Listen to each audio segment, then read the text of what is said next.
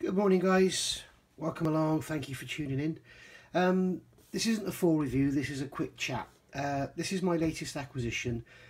I was at Scale Model World last week at Telford, and the Wingnut Wings stand was incredible, and they had a built-up version of this in a diorama, which attracted to me maybe buy. I thought I'll come back and get one, and then I went back an hour later and they'd sold out. So bought this on eBay, and actually it turned out cheaper. This came from Ops Block Models on eBay. I did a review on packaging and stuff, and you'll have a look at that and you'll see what I've got to say about some of these guys with their brilliant packaging and stuff. So yeah, this kit, it's a lovely little airplane, obviously monoplane design. When it first came out, very late in the war, sort of late 1918, pilots didn't trust the monoplane design, and apparently if you read some history on this, they didn't trust monoplanes design until way into the 30s. So yeah, I'm not going to do a full review. I just want to show you a couple of features and talk about a couple of the options you get in this kit. For a full review, you've got Phil Flory's done a great review on it.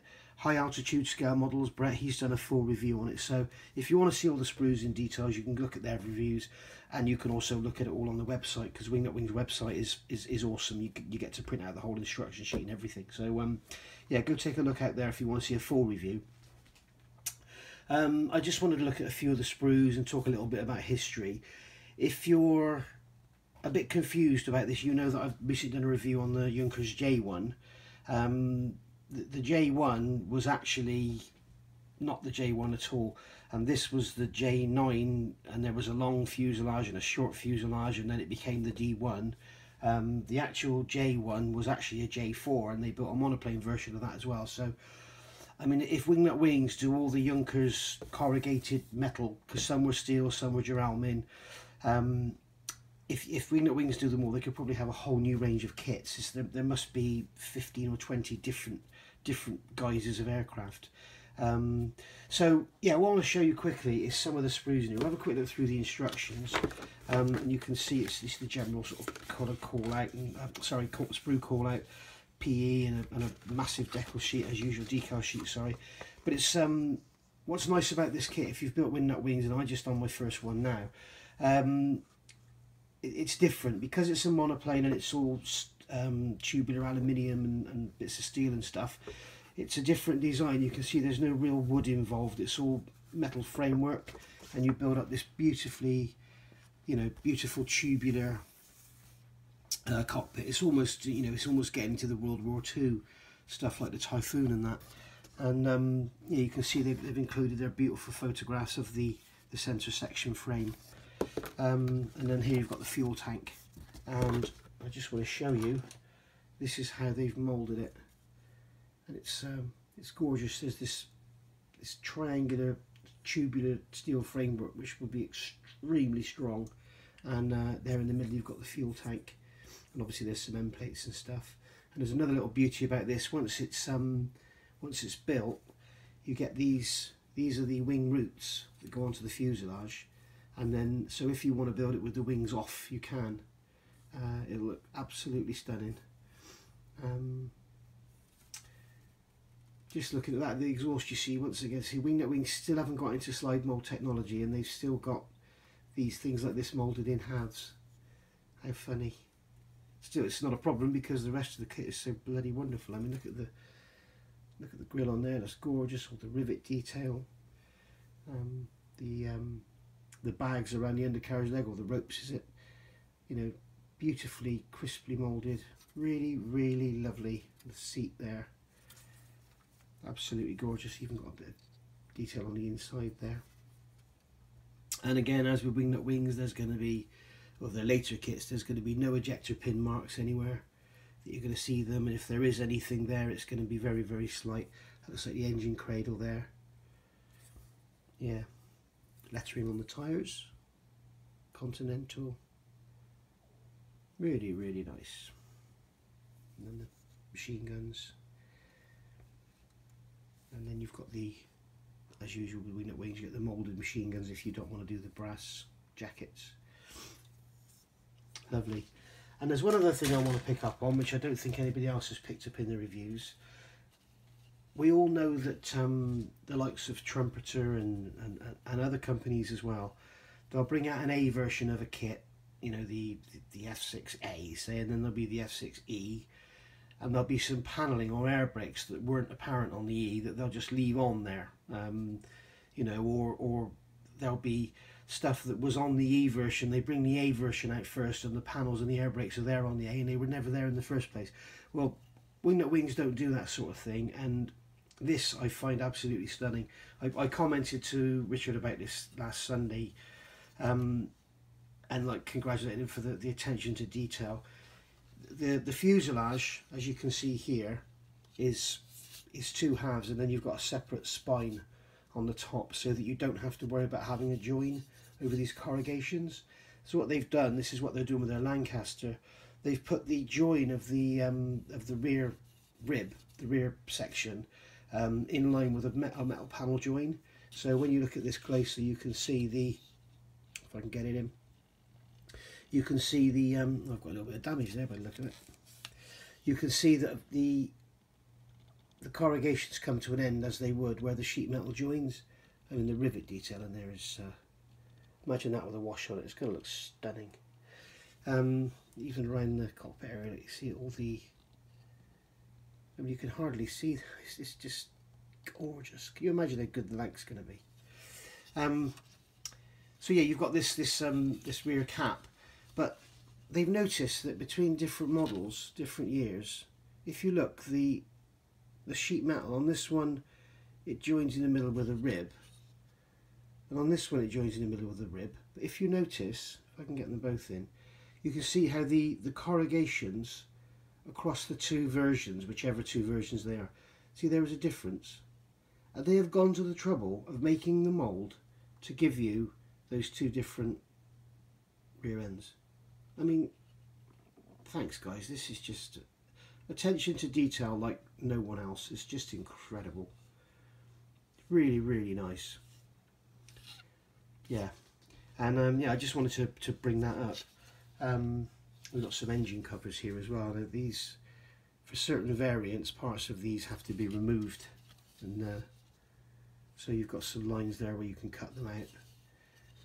I noticed the parts of the machine gun covers are removed as well on other kits. So yeah, back to the instructions. It's just the usual Wingnut Wings amazingness really, with their photographs of the real thing and taking you through the painting guides as you go. There's also videos on YouTube, I think it's Scale-a-Ton that's done these, on how to super detail this engine. So yeah, it's really interesting how far you want to go really. They've got these dual magnetos and all the cabling going through. It's beautiful. Not sure about the accuracy of these colours on this engine, but yeah, you have to be careful when you've got the restored items. And there you are, they're going on here about the difference, and notice the different rear ends for different aircraft. Incredible, just such attention to detail. And then again, they've got these with photographs of the real aircraft and rollover hoops that are added to certain models and stuff.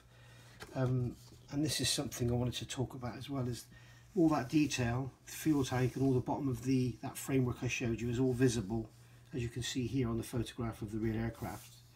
And they actually give you the option to display this kit with the wings off, like this. So the diorama possibilities are amazing. I mean, this is a genuine photo here of the real thing, and you can see it's got the wings off, tail off, and that was, I guess, how they were transported. So yeah, you get one of these, get the Marienfeld lorry that I did a review on a few days ago, stick this in the back of it almost, or stick the back in and have it sat on its wheels towing it down the road, and put the wings in the back. I'm sure they'd fit in the back of that truck. It would be quite an interesting little diorama. Maybe I should do it. And yeah, and I think with this kit in particular, Wingnut Wings have really gone to town with all their photos. I guess because it's slightly later than, you know, more photos were available. Maybe these were actually taken after the war, because I know that certainly a couple of these variants go into post-war. And what's very interesting here, you've got version A, which is October 18, 518518, and it's got the purple and the green camouflage, as you know, just like the Junkers J1. But then when you get to the version E, this is the same aircraft, but it's September, October 1919, and it says here, as per A, before overpainting with U. And if you look at colour U, and I think this has probably got more colour call-outs, more colours than any other aircraft in the range. It's a camouflage overspray, which is XF65 and XF61. So that's the Russian field green and some matte varnish.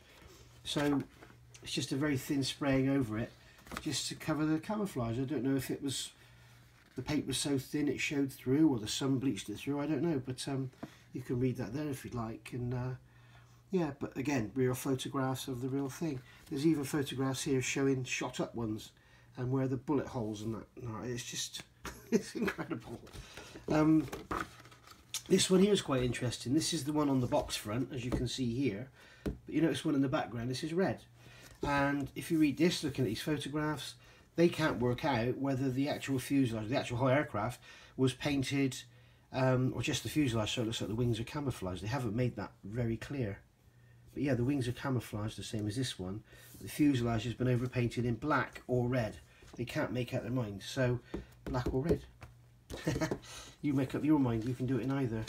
And then there's this one here, which is like a chocolate brown colour on the fuselage.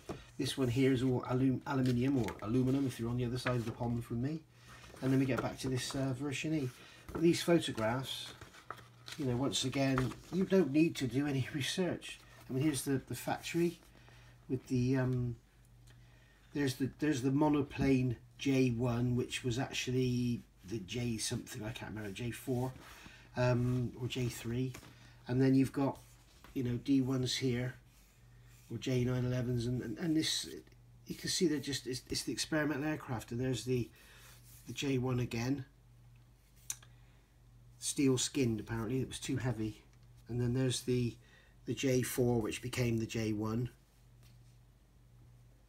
And yeah, it's just incredible, the amount of research that they've done and the amount of photographs they've included. There's one there, really stripped down, or in its early stages of assembly. Yeah, it's lovely to see. And then more factory shots here, or workshop shots. There's one out in the field. As with Wingnut Wings, you know, they get this, they show you that decal 60, or decal, sorry, 62 goes here, and then they blow it up to show exactly where it is. There's some more wooden crates around them. There's one, is that covered in rags, or is just the sun? It's just the sun on it. Yes, no, that's snow, isn't it? That's, the snow's blown in. That's snow over the top of the aircraft. That'd be an interesting little diorama for you to do. I'm not going to attempt it. You can. Yeah, so here we go. And there's another one, as I say, with that blown up photograph of what they're trying to show you here. So great that they start it up against a beam to stop it flying away. Wonderful. So there we have it. That is the Junkers D.1 from Wingnut Wings in 30-second scale. Beautiful kit. As I said, if you want to see a full review, Phil Flory or high altitude scale models, they've got full sprue reviews, and you can also go look at the Wingnut Wings website, as a mouthful, and all the details are on there. So thanks for looking. If you want to see anything more like this, then please like and subscribe. If you think there's opportunities for me to improve, then tell me, and go from there. So thanks for watching. I'll speak to you all again soon.